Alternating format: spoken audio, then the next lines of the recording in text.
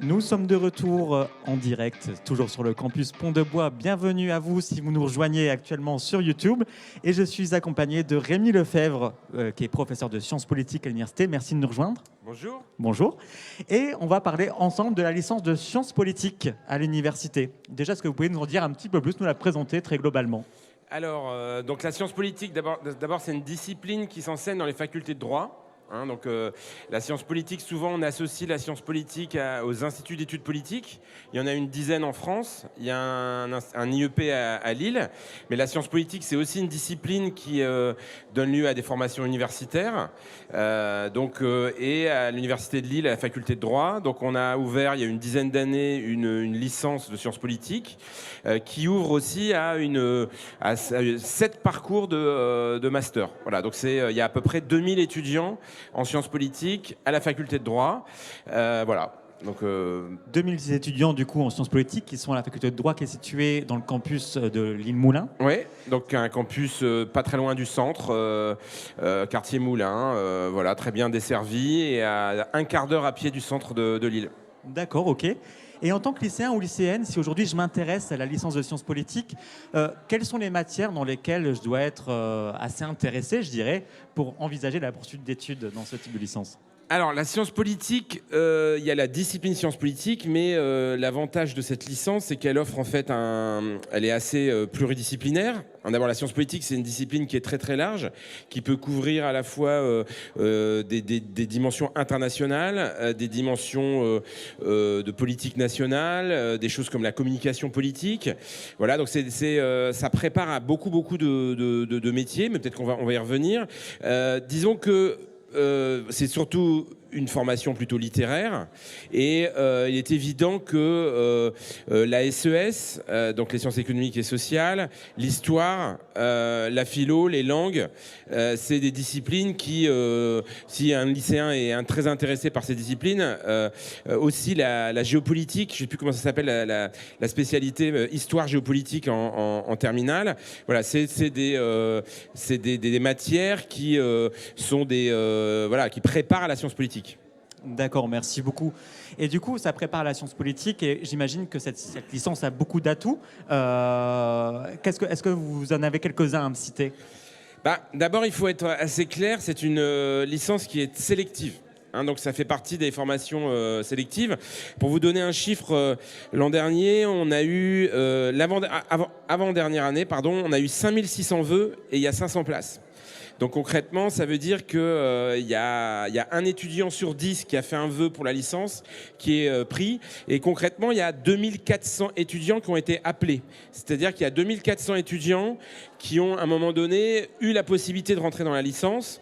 Et donc qui ont pour 500 étudiants à la fin. Voilà. Donc déjà, c'est une formation assez sélective, donc ça, il faut le dire. C'est une formation qui est pluridisciplinaire et qui prépare quand même qui ouvre pas mal de perspectives.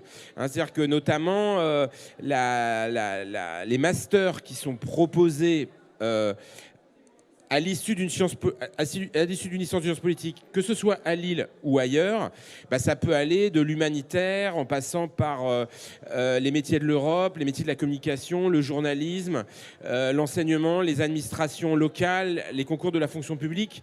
Donc c'est un panel assez large. Donc ça, c'est un peu l'avantage de cette formation. Oui, elle offre un panel assez large de métiers après la licence. Mais avant d'y arriver, il faut faire son dossier sur Parcoursup. Vous nous disiez il y a quelques instants que la filière est sélective. Vous avez des petits conseils à nous donner pour soigner son dossier Parcoursup? Honnêtement, le principal conseil, c'est qu'il va avoir des bonnes notes, quoi. C'est-à-dire qu'en fait, il faut... concrètement, on prend 80% de nos étudiants en mention bien ou très bien au bac. Alors que là, maintenant, cette année, on ne prend plus sur les notes du bac.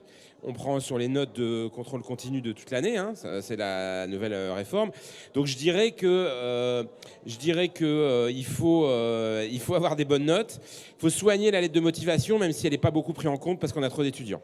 Voilà, donc c'est très clairement les notes. C'est très clairement vos notes. Donc voilà. N'hésitez pas, si vous avez un bon dossier, vous pouvez... faut candidater, on prend le dernier étudiant avec 14 de moyenne. D'accord.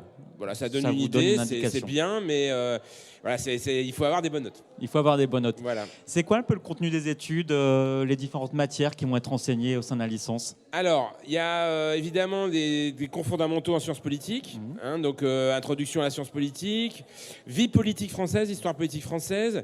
Il y a beaucoup de cours qui tournent autour de l'international.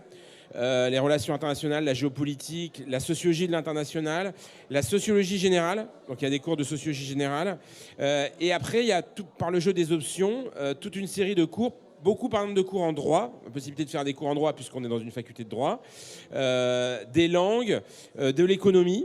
Voilà, donc il y a un cœur de discipline qui est la science politique, mais assez variée. C'est-à-dire que la science politique, c'est pas simplement la politique, c'est aussi l'international.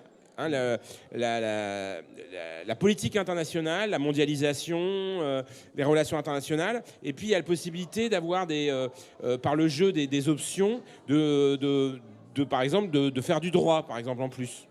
Voilà. Effectivement, parce que j'imagine que les étudiants en sciences politiques vont croiser aussi les étudiants en droit, pas forcément avoir les mêmes cours, mais on est dans les mêmes locaux. Donc Voilà, c'est les mêmes locaux. Donc effectivement, voilà, il y a un quart des étudiants de la faculté de droit qui sont en sciences politiques.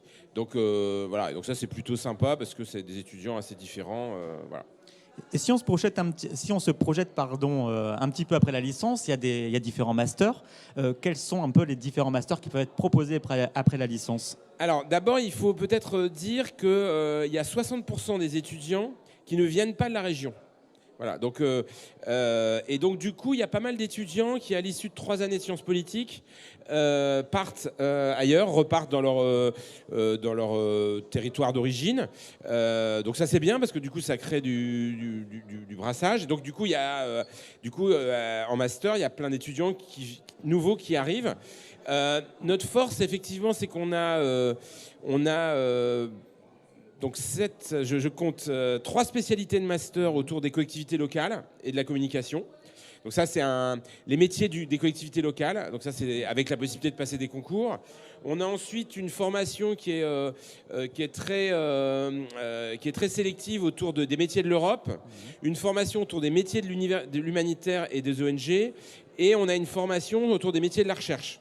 Sachant qu'on a aussi un gros laboratoire de recherche de sciences politiques, un des plus gros de France, qui est commun à l'IEP et à l'université, qui est à la faculté de droit. Donc il y a quand même des possibilités aussi dans la recherche assez importantes. Voilà. Ok, merci.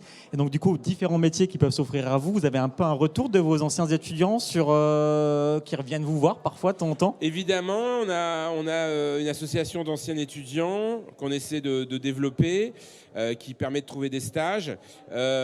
Disons que pour être franc, mais je pense que ça c'est pas propre aux filières de sciences politiques, c'est pas toujours simple à l'issue du M2 de trouver. Donc déjà le stage est très important. Hein, concrètement, la 5e année, 2e semestre, c'est 6 mois de stage. Donc le stage, il est très important pour trouver un job. Et aujourd'hui, en fait, c'est clair qu'aujourd'hui, qu'avec un master, il y a des étudiants qui trouvent du boulot tout de suite.